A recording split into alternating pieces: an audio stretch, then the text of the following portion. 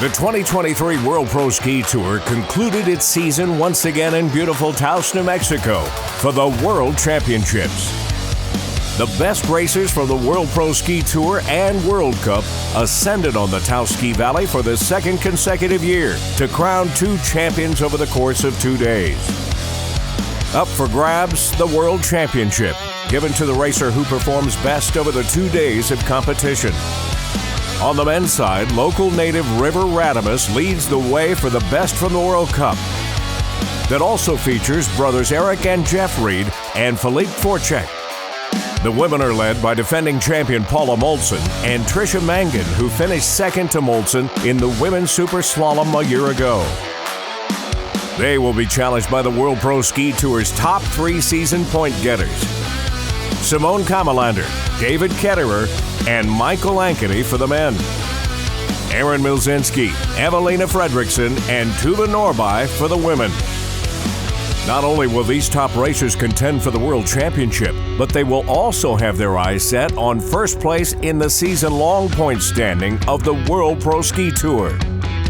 $250,000 will be up for grabs, with equal prize money in both the men's and women's division. On this edition of Life in Between Gates, it's day one from Taos, competing in the Super Slalom. We'll also go up close and personal with current points leader Simone Kamalander and the 2022 World Champion Paula Molson. It all comes your way next on Life in Between Gates. This is the World Pro Ski Tour.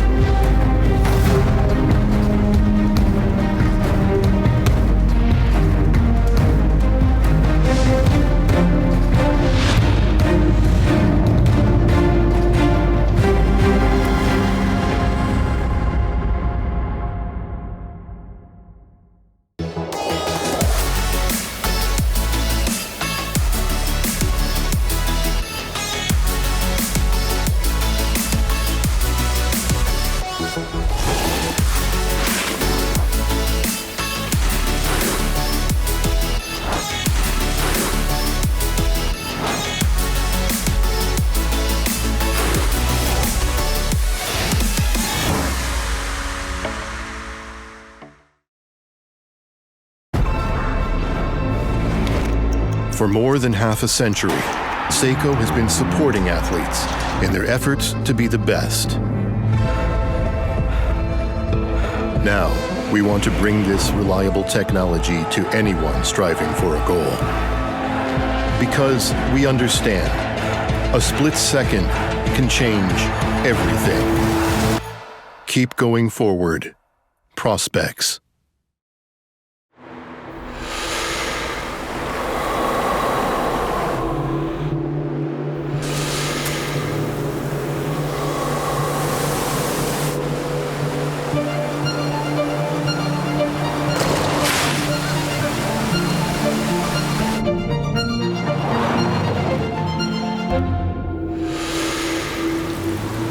Introducing the first ever Mazda CX-50.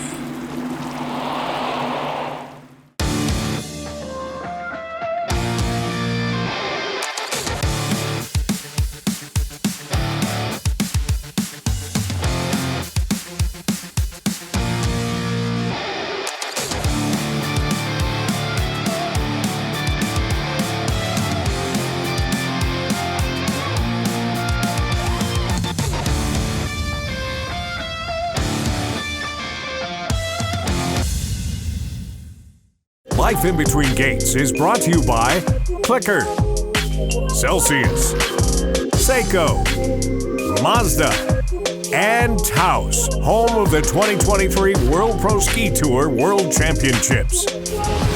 We're at the top of the slalom for day one of the World Pro Ski Tour World Championships in beautiful Taos, New Mexico.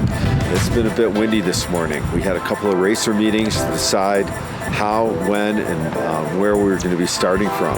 But we got a little break from the weather gods. We got the course cleared off. We had a couple feet of snow drifting over the jumps, and we were able to get the race off with a little break in the weather.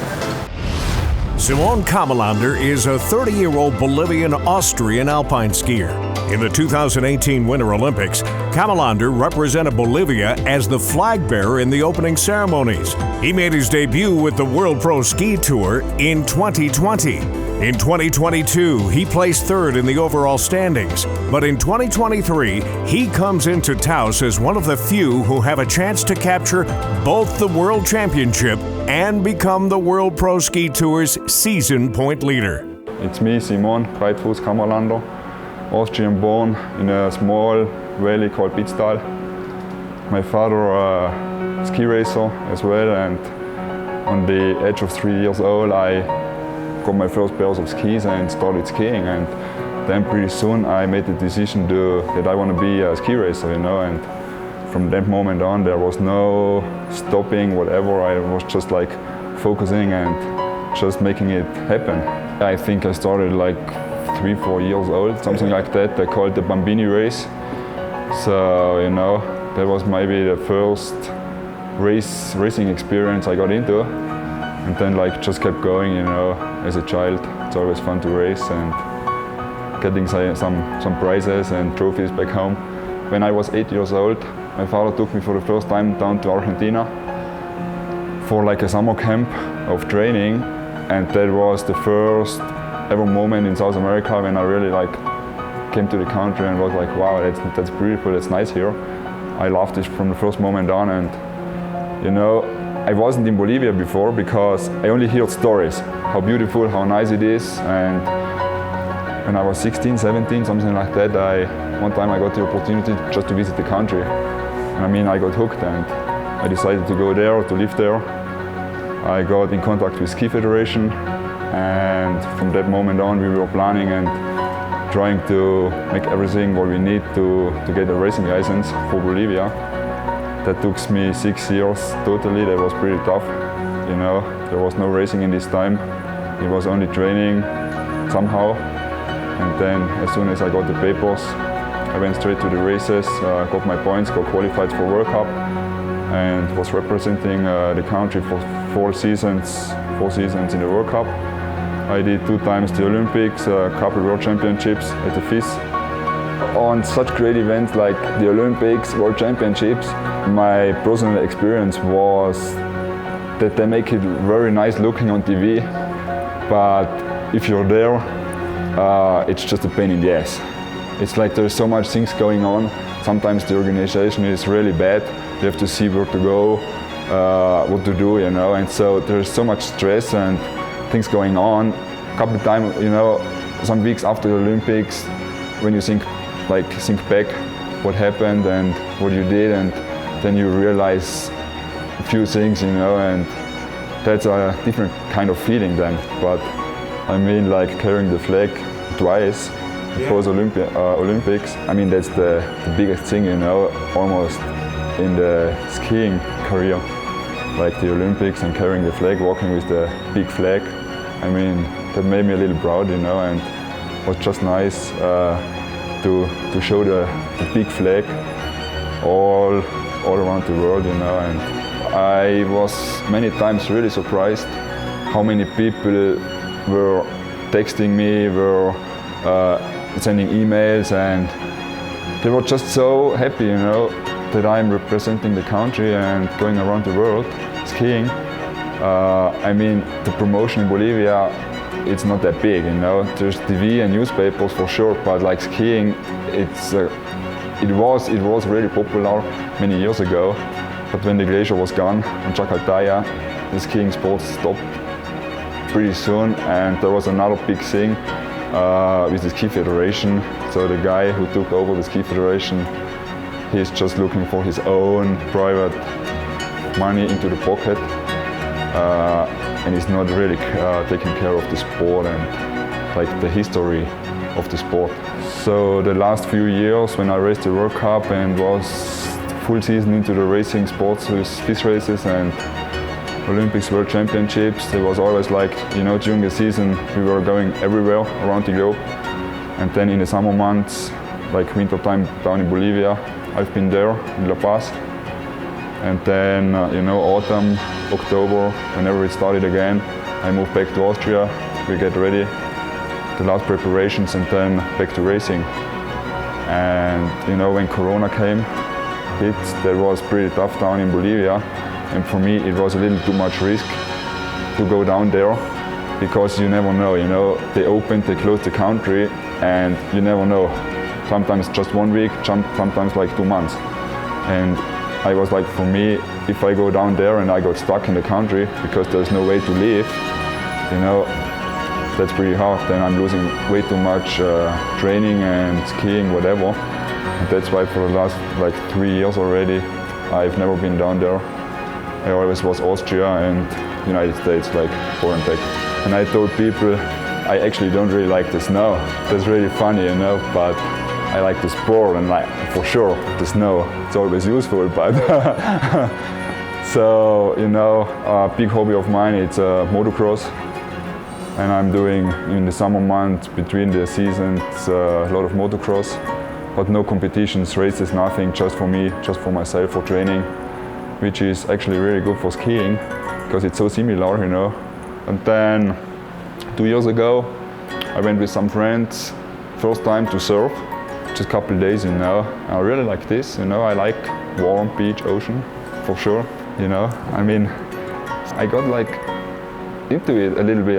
It's pretty tough, it's hard, it's not so easy how it looks like, but I would say, maybe just one surf trip in the summer or so, a week or two, then motocross, which is more like training.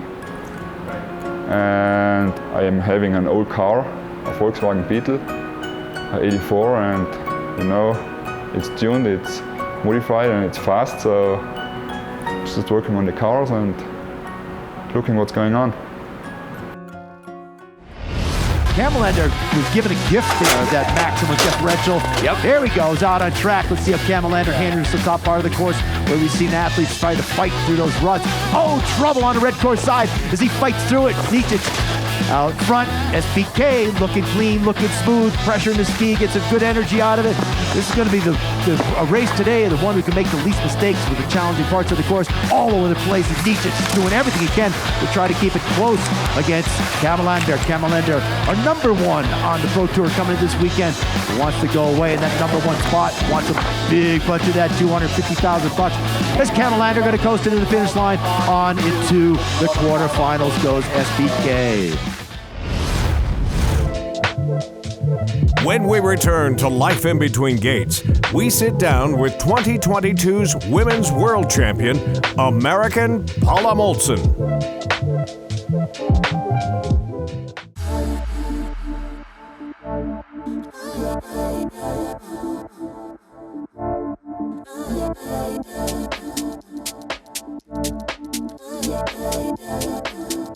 Minnesota native, 29-year-old Paula Molson first came onto the World Cup scene in 2013 and later the World Championships in 2015.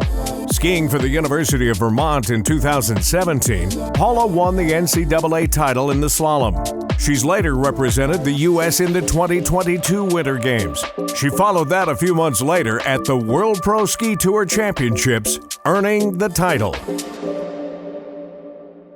My name is Paula Molson. I'm from Buck Hill, Minnesota originally. I reside now in Charlemont, Massachusetts. I'm a World Cup skier. I primarily ski slalom and GS as well as parallel GS. Yeah, I'm really excited to be back here in Taos. It's a beautiful area. It's sunny. It's a great place to kind of cap off a really fun and exciting season. I had my best season ever on the World Cup Tour, and to be able to come here and maybe let loose a little bit more and have a little bit more fun, but also be able to bring fast skiing is kind of the goal, but it's more fun than work for me here. It was good. A little bit longer than last year. Felt maybe a little bit lower speeds. I think last year we had some fast snow, and this year it's a little bit slower. There's a little bit of breakdown happening, so I think that's going to help control speeds a lot.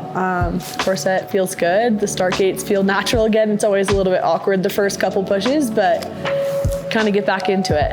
I think high expectations are an interesting thing to carry along yourself, right? In World Cup or the World Pro Ski Tour, I don't ever like to set numbers or goals. I am here to have fun, and if I make a little bit of money doing it, that's even better. But I don't know, I like the area, I like the people. It's just a fun place to end the season after a really long time in Europe. It's interesting to come here because, like you said, there's athletes that I've never seen before. Maybe I've seen them on the college circuit, and then there's a handful of them that I ski World Cup with. So there's like quite the range of athletes and skill levels and abilities. So I think when you come here, you don't really ever know what to expect. It's a format you don't see a lot on World Cup or in college racing. So I think a lot of it's up in the air every single day. Small mistakes happen. We're in the sport of ski racing, so there's not much you can control. Dueling's also interesting and unique and special to this and a handful of events on the World Cup Tour. This is something you don't see often, especially the parallel slalom. They've removed it from World Cup, so I see it once a year. It's a much different, it's higher tempo, a little bit lower speed, but it's really competitive because you can always see the person next to you.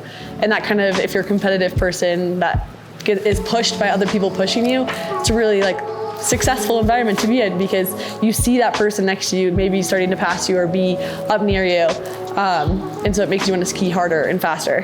When you're head to head with somebody, it is nice to know where they are, but if you don't ever see them down the course, you know you're faster than them. Whereas in an individual event, you have no idea how fast or slow you're going, right? You're just racing the clock, whereas here you're racing a person, and I think that makes it a much more unique format. And World Pro Ski Tour and the World Cup is kind of both supporting that format to be able to like make the show of it, right? And have it be more of a spectator's event than just the racer's event. Equipment's a big factor in ski racing in general, and so we're always kind of tinkering, right? Boots, skis, canting, no canting.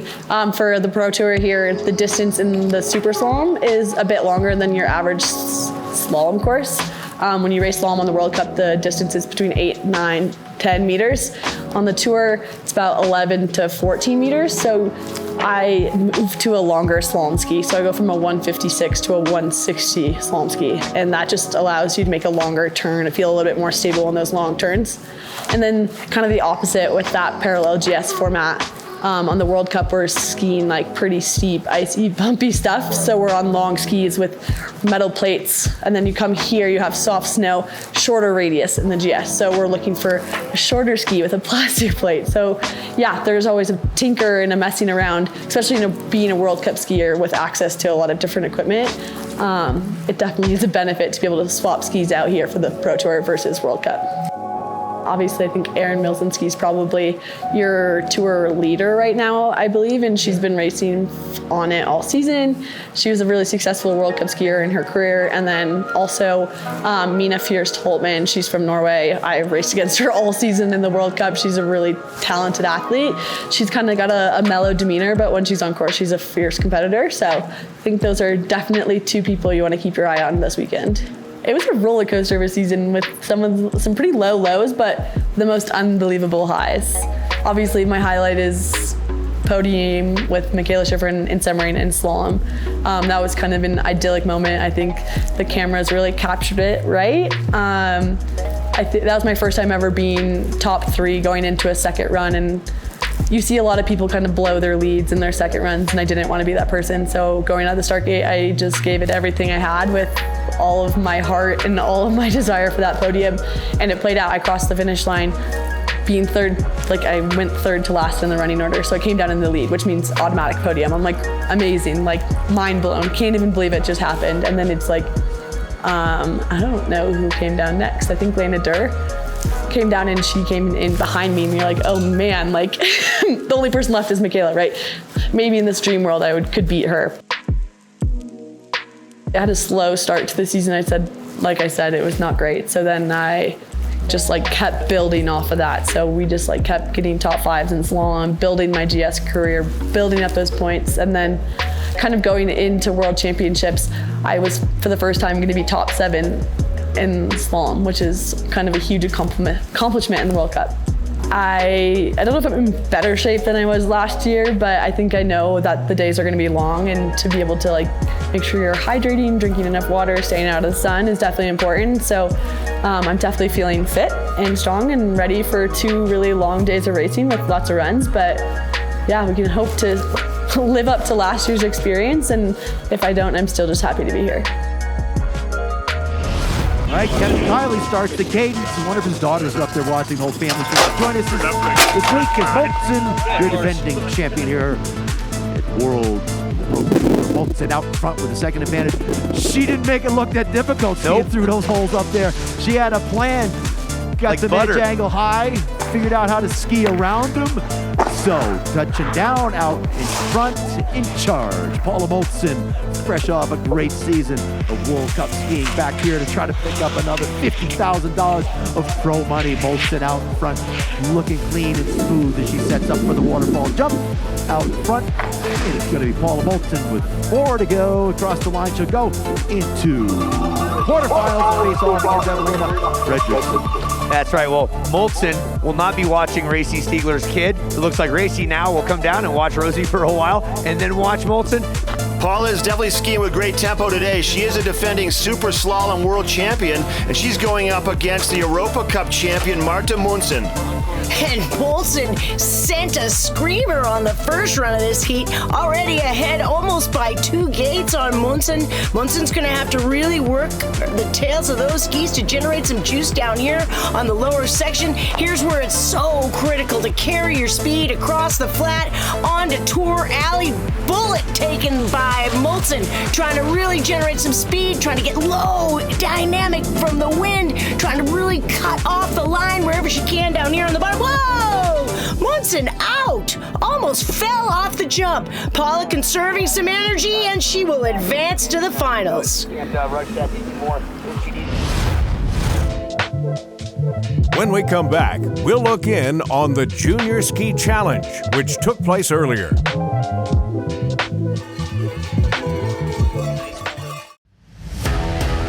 In general, ski racing is a pretty tough sport.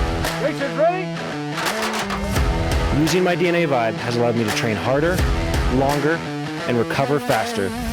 Less days off, more time on the snow, beating my competitors. Having another option to be doing what we love and to continue to race, it just keeps the sport open and keeps you in it.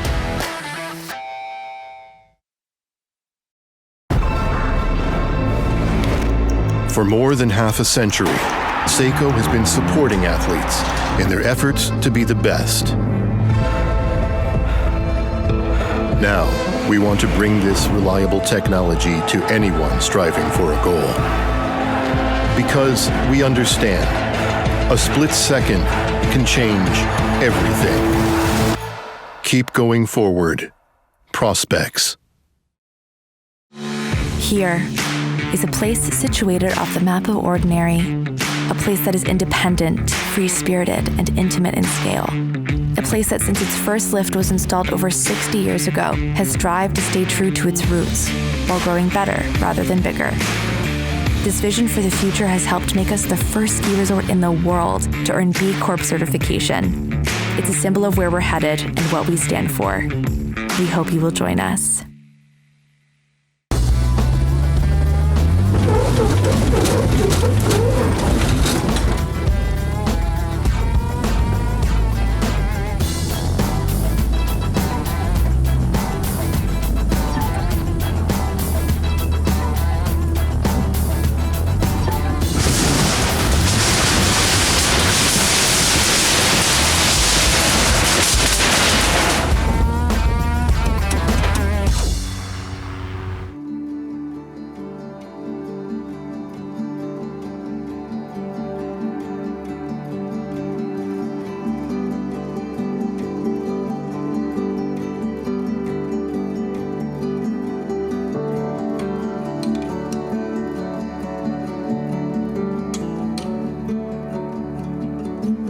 There's a reason we say that a trip to New Mexico is an adventure for the soul.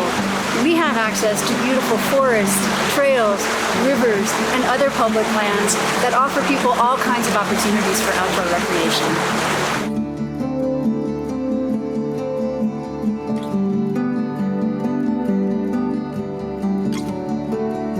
And here in Taos County, we have a long history of partnering up with the United States Forest Service, the state of New Mexico, and nonprofit organizations to sponsor cleanup on our public lands and our waterways year-round. Keeping New Mexico clean and beautiful is incredibly important to people like us, like Lorenzo, who work hard every day to reduce waste and eliminate litter. And the State Department of Tourism's Clean and Beautiful program works with communities all over our state to help fund cleanup events and other projects that empower communities to clean up and reduce waste in their own backyards.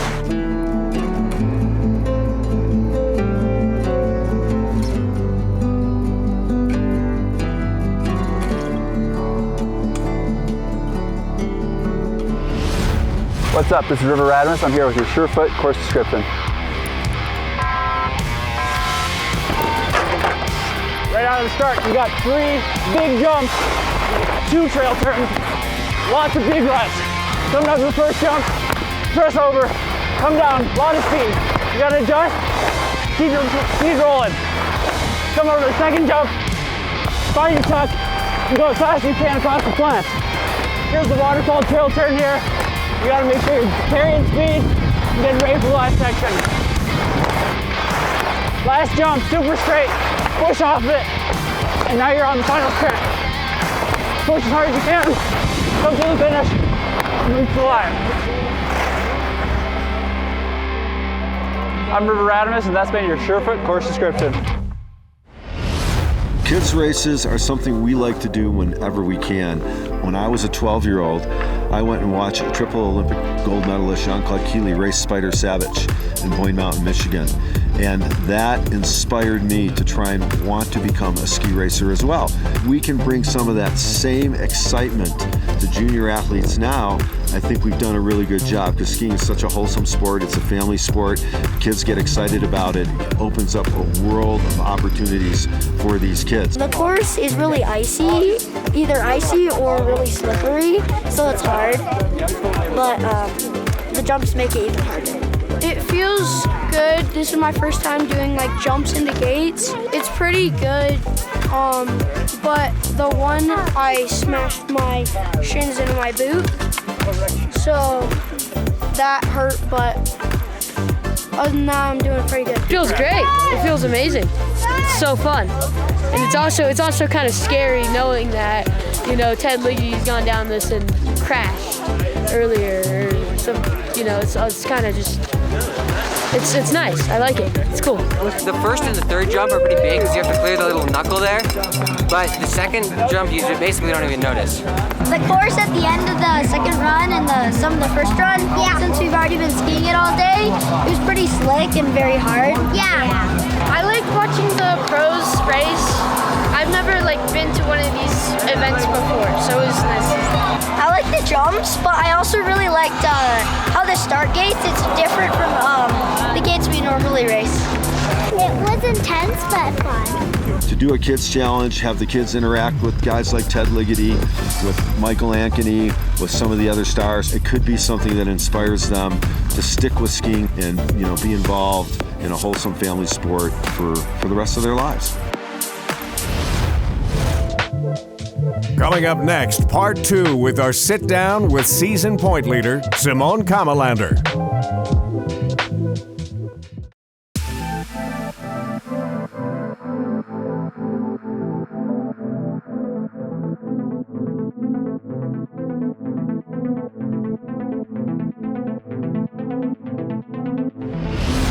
When this World Pro Ski Tour came and got restarted, there was very interesting for me because my dad raced the old Pro Tour back in the days, and pro racing was always you know, that looks fun and that's real ski racing. After that, last year, right after the Olympics, there wasn't a good time actually for me, for us, for my team, friends, everybody who was supporting us, because the Bolivians, they took me away the FIS license, the racing license, because of corruption. And I mean, there was a point where I really thought shit, what's going on? And I mean, we're still fighting against them, but there's almost no chance. Step by step, we don't give up, for sure. And so World Pro Ski Tour was for me the one and only opportunity to do what I love to, racing, go fast against the fastest guys of the world, you know, and I mean, because of I'm skiing good and fast, that's why I always kept going, you know.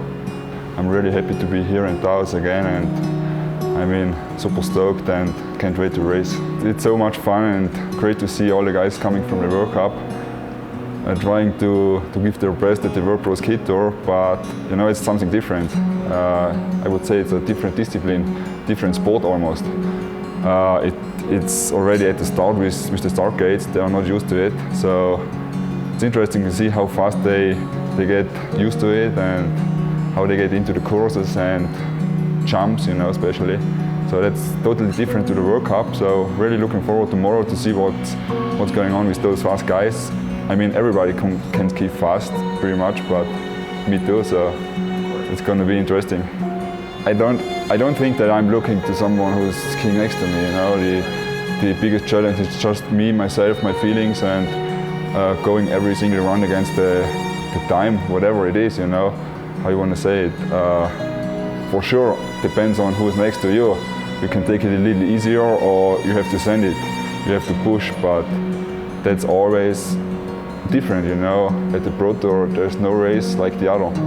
That makes it interesting, and nobody really knows who's really fast or who is struggling with some settings, whatever. So, you know, when you're really into the focus of the race mode, you should not see or feel what the guy next to you does. So you should be like so focused that it's just your run, and then you see, I mean, for sure you feel what the guy next to you is doing, if he's catching up or he's skiing faster or whatever, but still the focus is only on your own course, and I mean, that's what we are used to do in trainings as well. So I think the biggest competition is just against the course and the thing what you have to do your own.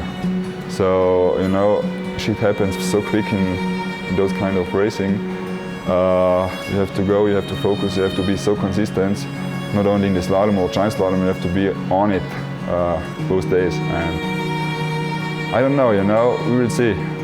Difference are completely different, the hill, jumps, everything, so it's a new game. I came to Steamboat, first day I was completely not getting into it, you know, the soft snow and bad slope conditions, they just made me like pissed. And then second day I was able to focus myself. I was able to get like adjust the things and to adopt many things, you know. Had a third place in Steamboat, so podium, and podium it's always good.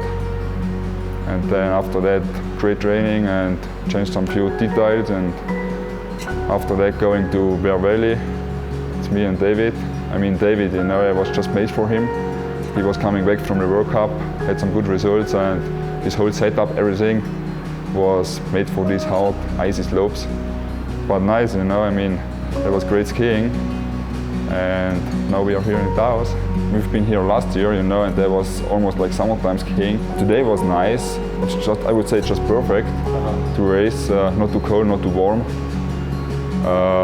Yeah, we will see tomorrow about the wind. Hopefully we are lucky and the wind is not showing up that much as it should be. So that's a big weekend, big opportunities to get some money just to make the overall title, you know, and the standings on the tour. I mean, but that's for everybody pretty much the same. We are all here to race, we are here to give the best. Then after the race on Saturday we will see who made the best out of it. I mean, the pressure is on for sure. It's not so easy, but I mean, we worked hard for it and I think we are ready. The podium, it's always nice, and the most beautiful thing is like the top of the podium. This year was really yeah, I mean, it wasn't that bad, it wasn't that good for me. Personally, I had some good results. Last time in Bear Valley, 2 second places. There was just some, you know, air to get better. I think we figured it out pretty much the last couple of weeks while we were training back in Austria. And I mean, here we are, and let's see how fast everybody else is going. I had a good season last year. I've won the race in Alpine, that was such a great experience. Got good results, and for this year still the same, you know. I'm skiing fast, I'm skiing good. So I had 2 second places last race, so you know, it's always something you know you can get better in. But like I think main motivation is just like skiing and skiing fast to show what you can do. And I think at the World Pro Ski Tour, that's the one and only real and fair ski racing right now what exists. Closing down to 4 athletes. This will determine top of the bracket. Here comes Simone. So Ketterer, Redo, Smittinger coming down through the red part of the... Oh, Simone goes down. Absolutely launched on the blue court side. Just too much tail pressure, got away from him. So it's going to be Redo Smittinger moving into the semifinals over Simone Breitfuss Kamalander. 4 more races left. So Simone knew he had to pull out all the stops to try to make up that advantage to slow the charge. So here's a look at it again, into the back seat, say farewell. It took the gate panel with him. Good thing he walked away from that one. Strong as an ox, and he'll live to see another day. When we return to Life in Between Gates, it's part 2 of our interview with American Paula Molson.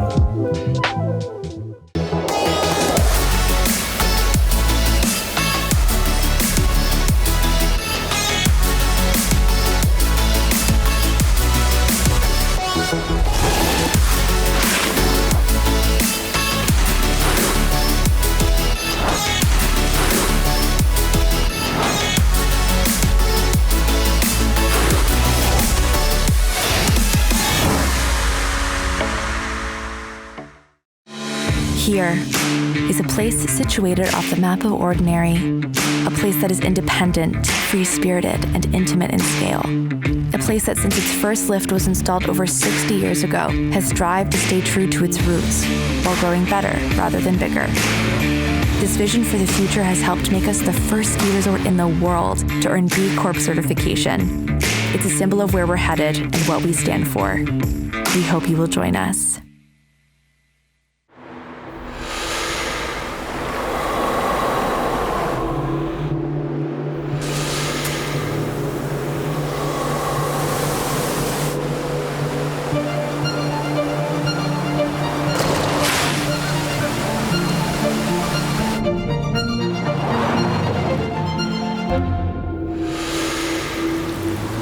Introducing the first ever Mazda CX-50.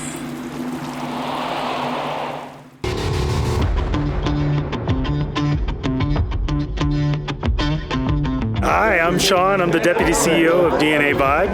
We're here in Taos, New Mexico at the World Pro Ski Tour. I've got the jazz band with me. This is our intelligent light therapy device. It emits 4 modes. It's red light, near infrared, magnetic, and micro vibration. Basically helps amplify the body's natural healing recovery mechanisms. I love DNA Vibe because my back gets really sore when I do the Pro Tour and the parallel races. So having a DNA Vibe in between runs and really get to relax the back, it's awesome. Hi, I'm Caitlin Harsh, and I use my DNA Vibe all the time when I'm racing and traveling and when I'm on the road, and I just love it. So the science behind the jazz band is we emit red light, near infrared, magnetic, and micro vibration. We optimize for the lowest possible power and frequency, fidelity, and precision. So at specific frequencies, we can stimulate your body's natural healing mechanisms at a molecular level. I used it when I had a bone bruise on my shin in this exact spot in the beginning of January, and I honestly think it helped me get better faster because I only had a few days to recover, and I did everything I could, and this was part of my recovery treatment. A number of the pro skiers use it. We've got a lot of people on the hills, so go to dnavibe.com and get yours. I grew up in Prior Lake, but I grew up skiing at Buck Hill with the famous Eric Seiler. He was my ski coach from when I was, I think, 10 to when I was 16. So he kind of is renowned for making the Lindsey Vonn, Christina Kosnick, and obviously Mike Lankeny, who's a World Pro Ski Tour athlete. My parents are ski instructors as weekend jobs in Minnesota, and so being the youngest of three, the only option was to follow everyone else's footsteps and get on snow. I think the first time I put on skis, I was either 2 or 2.5. I'd follow my sister and brother around. I'd follow my parents in ski lessons, and it just kind of like blossomed from there. I really fell in love with skiing and ski racing. My parents, I think, did it mostly to get a free pass for all the kids, which is totally the most economical way to do it. I think they stopped teaching probably when I was like 16. And then my dad coached the high school ski team for a while, maybe until I was like 18. So they're not involved in the coaching or teaching world anymore. They just ski for the fun of it. My sister and brother both skied in high school. Not super competitively. They liked it, they didn't love it. I think a lot of times there's some big studies out there about third kids and being the youngest kid and being a professional athlete. It's like most of the time when you're the youngest, you're more likely to become a professional athlete because you're pushed by my siblings. So even though my siblings weren't competitive, I was competitive with them. I had to be the best at everything. So my first race was at 5. Like you said, there's development races, you race a handful of times a year, but I kind of started to become more serious when I was about 12. There's the Central Region races, and then you qualify for like the Junior Olympics when you're 13, 14, 15. And so I started that, was a J4, which I think I was 12 is the first time I went. And so it just kind of built from there. I also qualified for Whistler Cup, which was my first international competition. I think I was maybe like 13. So I think I just fell in love with it and kind of went headfirst into it with no other dreams of my life. I was like, ski racing's kind of what I want to do. So I just kind of went in with my parents and my family, and we decided that's what I wanted to do, and they sacrificed everything for me to pursue it. I was in Vail for 1 year, and I made the U.S. ski team when I turned 17. So I was at Vail for my senior year, but really wasn't at Vail. I was more so traveling, competing, and then I continued on the U.S. ski team for 5 years. I was then unnamed or not renamed to the U.S. ski team, so essentially kicked off the U.S. ski team for not meeting their criteria, left kind of scrambling to figure out what I wanted to do next with my life, and I ended up going to the University of Vermont because they took me in the very last minute, and I'm forever grateful for that. I wanted to go U.S. ski team, Europa Cups, World Cup, Olympian, right? That was my plan, but things got a bit off track, so I went to the University of Vermont. I was 22 going in as a freshman, a little bit older than all my 18-year-old years, but I think it allowed me to find a lot of success on the college tour. I was NCAA champion in slalom my freshman year. I think I am a 5-time All-American, and I think that's pretty cool to have on your accolades because there's not a lot of World Cup skiers that go to college and have that on their resume. And then when I went to school, I really found myself. I found my purpose, I found my drive, I found my desire, why I love ski racing, and it allowed me to come back to World Cup ski racing. So I left the U.S. ski team being like, I hate the U.S. ski team, I don't want to be a part of that federation anymore. But then after I had a little bit of time to cool off, I ran a little bit hot, I cooled back down, kind of took perspective on myself on how I could be a better athlete, be more coachable, more friendly, a better teammate. And that's when I came back to the World Cup. I was still at school, so I skied a full season of World Cup while I was at the University of Vermont, and then qualified for the U.S. ski team the next spring. Coming back to the World Cup Tour after 3 years of college, it's kind of like a shakeup. There's a lot of travel. We travel from September until March. We're in Europe, or bouncing back in between Europe and the US.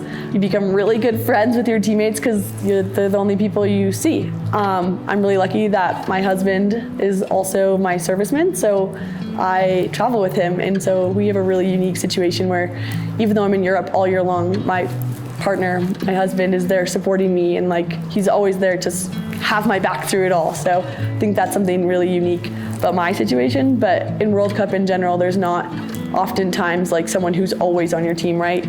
Your coach is there fighting for you, but you also have 3 or 4 other teammates that they're fighting for. Whereas when you have, Michaela has her mom, and I feel like my husband is my equivalent to my mom. He helps take care of me and make sure we're on the right path. It's definitely a huge advantage to have someone in your court all the time. You have someone that you can go to and maybe vent about someone you're upset with or frustrated with, or a situation you're uncomfortable with that you don't want to confront by yourself.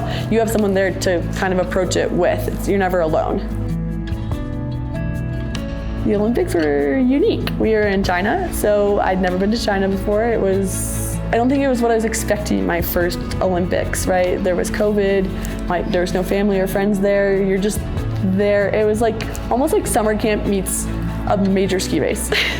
You're like in these dorms, living with your friends, which is fun. I lived with 4 of them for a full month in China, and we did the whole thing, right? We hung out with the other teams, we traded pins, we had the lunches with everybody, but then there was the ski racing. The snow there was so different and unique, and the atmosphere was so different. No one had ever seen those hills before, which is so opposite of anything I've ever experienced. So the GS was first. For me, it was a great experience. I had just kind of been coming into my own in my GS career. I got 11th. I was really proud of it. It's hard to wrap your head around even competing at the Olympics. Everyone was like, are you nervous? Are you nervous? And I was like, no, it just feels like another ski race. But then when I look back at it, I was like, whoa, that was such a unique experience. And then the next day we raced slalom, and I ended up 8th, which was crazy to be top 10 in the Olympics, right? To be able to find the success without any hiccups was really nice. Going into the team event, having Michaela fully dedicated to wanting to race on that team event was pretty special, right? She's the greatest of all time, and that I've been able to compete in that sort of event with her is really special. The opening ceremonies was still really cool. It's definitely an experience, probably my highlight from the whole Olympics. Just that feeling of like walking out into the arena, seeing the American flag, seeing the rings, having the lights and the whole thing. I don't think we missed the crowd as much there as we missed them at the bottom of the race hill. People talk about how to properly train young skiers to be professional skiers, and I think just playing all the sports you can play helps you with being able to create relationships with other people, with coaches, being able to develop as an athlete just as a whole more than just a ski racer, right? When I'm 12, 13 years old, I didn't need to be in the gym lifting weights, like playing soccer and being like doing gymnastics with my friends and family, and just like always being outside was better than being in the gym, right? So I think that was probably a big factor in my career, is being just a well-rounded athlete more than just a ski racer. Next up on Life in Between Gates, it's the finals of Day 1 of the World Pro Ski Tour Championship. In general, ski racing is a pretty tough sport. Racers ready? Using my DNA vibe has allowed me to train harder, longer, and recover faster. Less days off, more time on the snow, beating my competitors. Having another option to be doing what we love and to continue to race, it just keeps the sport open and keeps you in it.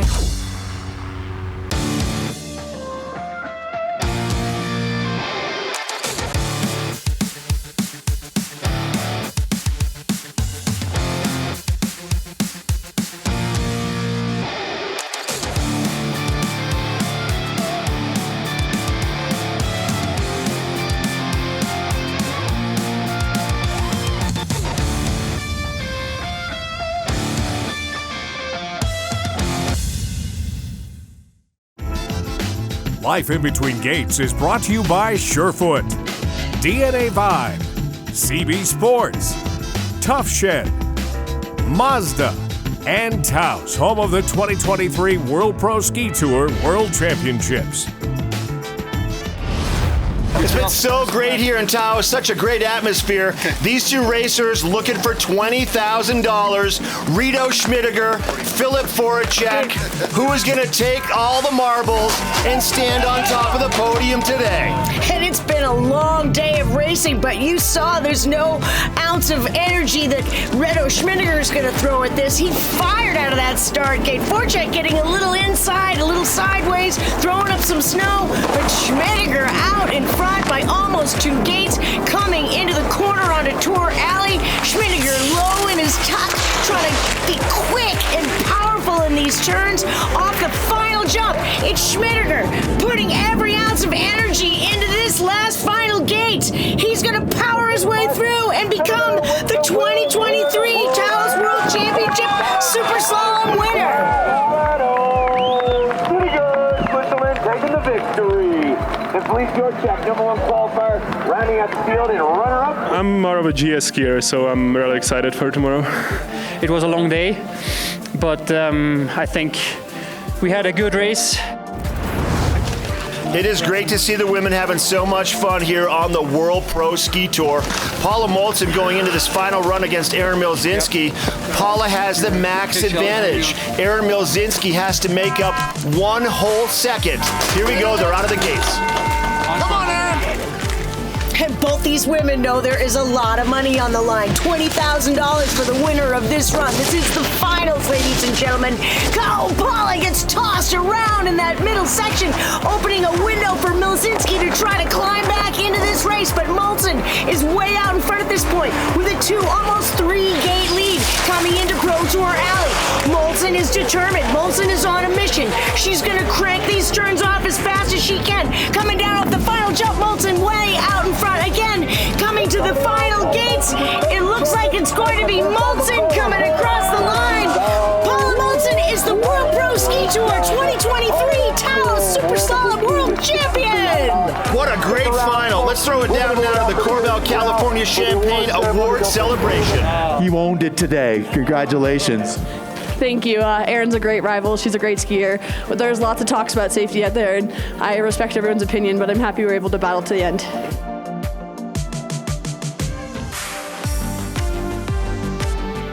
So let's hear it. Top of the road.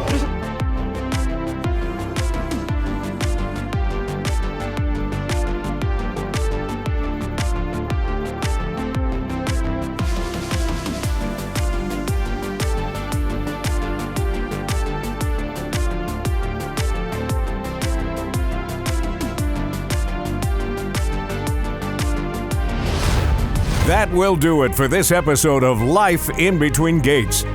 Next up, it's day 2 of the World Pro Ski Tour's 2023 Championship from Taos, New Mexico. On the men's side, Rito Schmidiger leads the way after his victory in the Super Slalom. He'll be followed closely by Philippe Voracek, David Ketterer, and Michael Ankeny. On the women's side, Paula Molson looks to defend her 2022 world title after her victory on day 1. Close behind is Erin Milzinski of Canada and Trisha Mangan of the U.S. In addition, we'll feature America's Trisha Mangan and 2-time gold medalist Ted Ligety. It all comes your way next time on Life in Between Gates. You're watching the 2023 World Pro Ski Tour.